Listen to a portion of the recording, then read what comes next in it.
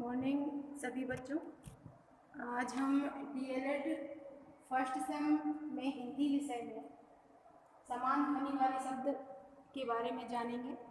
इससे पहले भी मैं इस प्रकरण पर एक वीडियो बना चुकी हूँ जो कि आपका यूट्यूब पर अपलोड है और जिसमें इसके कुछ एग्जाम्पल और समान ध्वनि वाले शब्द से क्या तात्पर्य है उसके विषय में हम बता चुके हैं। इसी क्रम में हम आगे बढ़ते हुए आज इस प्रकरण में कुछ चीज़ें और जानने का प्रयास करते हैं।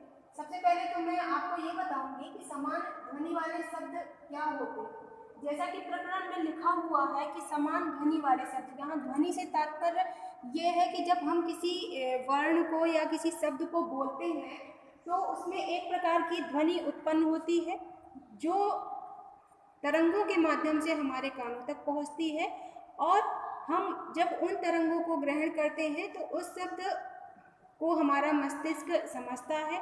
इस प्रकार से बहुत से ऐसे शब्द होते हैं जिनका उच्चारण समान रूप से होता है परंतु उनके जो अर्थ हैं वे भिन्न भिन्न होते हैं और इस प्रकार से आप देख सकते हैं कि शब्दों को समोच्चरित या भिन्नार्थक शब्द भी आप इन्हें कह सकते हैं। दूसरे शब्दों में यदि आप देखें तो ऐसे शब्द जिनकी जो वर्तनी होती है उनमें थोड़ा बहुत अंतर होता है। वर्तनी से तात्पर्य जैसे ये लिखा हुआ है आगम और यहाँ लिखा हुआ है अगम, तो ये जो वर्तनी है यानी कि जिन वर्णों से मिलकर ये शब्द बना है तो इनमें बहुत ही माइनर है या बहुत ही कम अंतर है। जैसे आगम और अगम, तो आगम में क्या है, जो आगम है उसमें उच्चारण बड़े आ का हो रहा है और अगम में छोटे आ का हो रहा है। तो एक तरह से हम कहें कि जिनकी वर्तनी में थोड़ा अंतर होने के कारण समानता का आभास होता है परंतु इनके जो अर्थ होते हैं अर्थ की दृष्टि से इनमें कोई समानता नहीं होती है। तो आप इन्हें समोच्चरित भिन्नार्थक शब्द कह सकते हैं या समोच्चरित समान ध्वनि वाले शब्द कह सकते हैं। तो इस तरह से आप इन्हें युग्म शब्द भी कह सकते हैं, इनको समध्वन्यात्मक शब्द या समानाभास शब्द भी कह सकते हैं। तो इस तरह के शब्द कहीं पर भी आपको देखने को मिले तो आप उनसे तात्पर्य यही लगाएंगे कि आपसे परीक्षा में या कहीं पर भी समान ध्वनि वाले शब्दों के विषय में ही पूछा जा रहा है।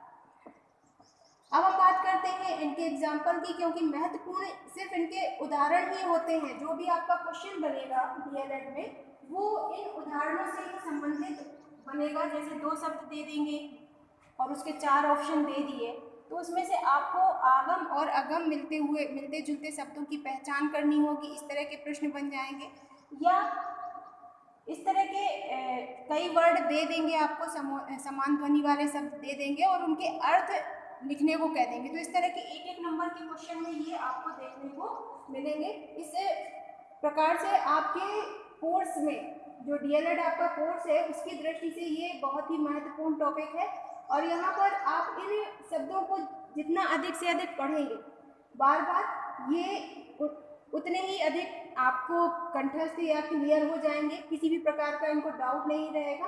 तो आपको इनको बार बार इनके उदाहरणों पर विशेष रूप से ध्यान देना है क्योंकि जो भी प्रश्न पूछेगा एग्जामिनर वो यहीं से पूछेगा या यहीं से ही बनाएगा। इसकी डेफिनेशन वगैरह पूछने की बहुत कम चांस रहते हैं लेकिन उदाहरण से इसके क्वेश्चन बहुत बनते हैं। तो हम इनके उदाहरण की ओर ही मुख्यतः ध्यान देंगे।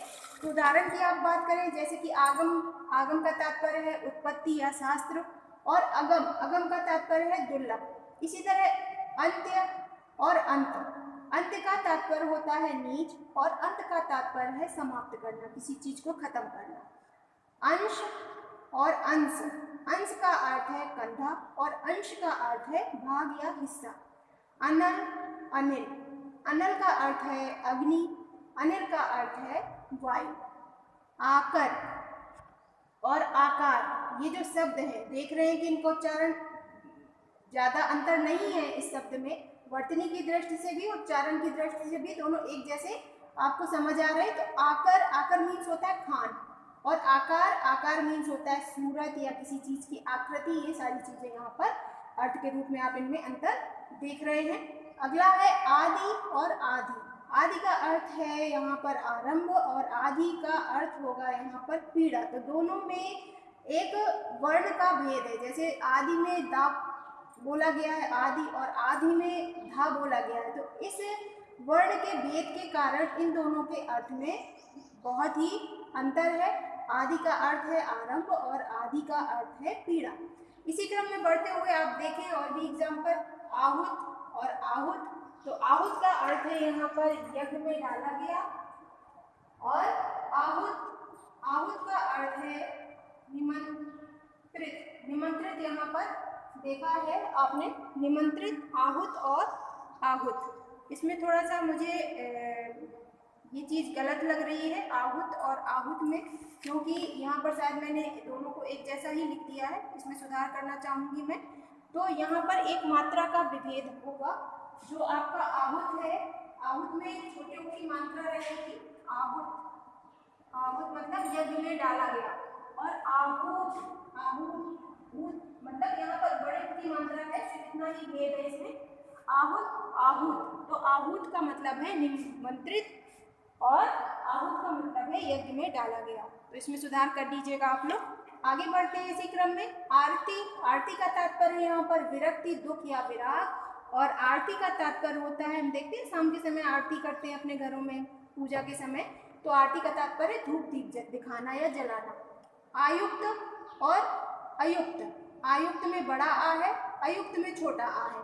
तो देखते हैं आयुक्त का अर्थ क्या है, कमिश्नर, और अयुक्त का अर्थ है जो उचित ना हो या बिना जुड़ा हुआ। इसी क्रम में बढ़ते हुए हम और भी एग्जाम्पल देखेंगे, जैसे कि मैं जो आपकी वर्णमाला है उसी क्रम में चल रही हूँ। अभी मैंने कुछ एग्जाम्पल आ, वर्णमाला में जो स्वर है आपका, स्वर में आ और बड़े आ के एग्जाम्पल उदाहरण लिए हैं। इसी क्रम में आगे बढ़ते हुए मैं ई और ऊ और ऊ के एग्जाम्पल अगली क्लास में लूँगी।